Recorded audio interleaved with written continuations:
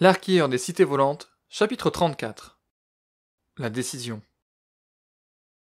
Après s'être offert 1 heure de réflexion, à onduler paisiblement dans son nouveau hamac, tout en observant Voliette et Anctor lutter faussement dans le ciel, Alyre se redressa. Sa décision était prise, et peu importait l'avis d'Alger ou les arguments qu'il comptait lui opposer, rien ne le ferait reculer.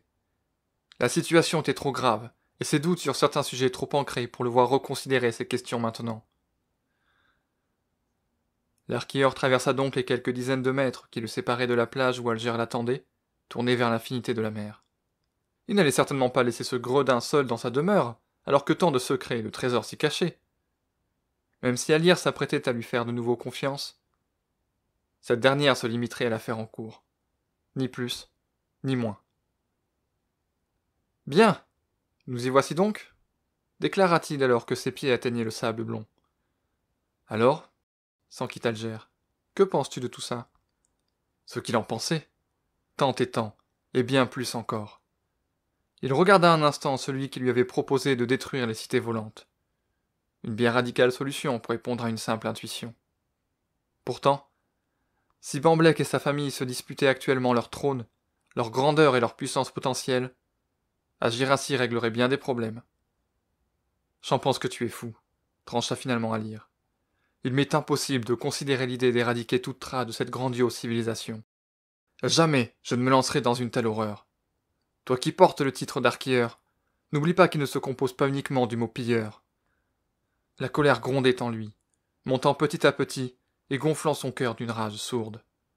Ces ruines nous ont certes offert l'opportunité de nous enrichir, mais nous avons aussi un devoir de reconnaissance envers elles, et de connaissance. Nous sommes d'accord, souffla Alger.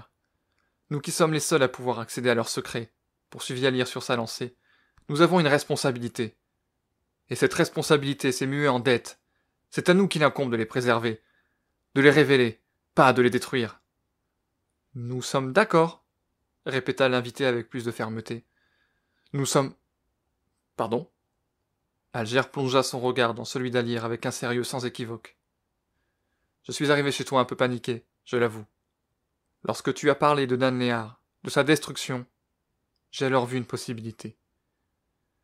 Mais si l'on trouve un autre moyen de protéger les cités, tout en clouant le bec de Bamblek, je suis partant. Plus que jamais. Toi aussi il t'agace avec ses airs suffisants ?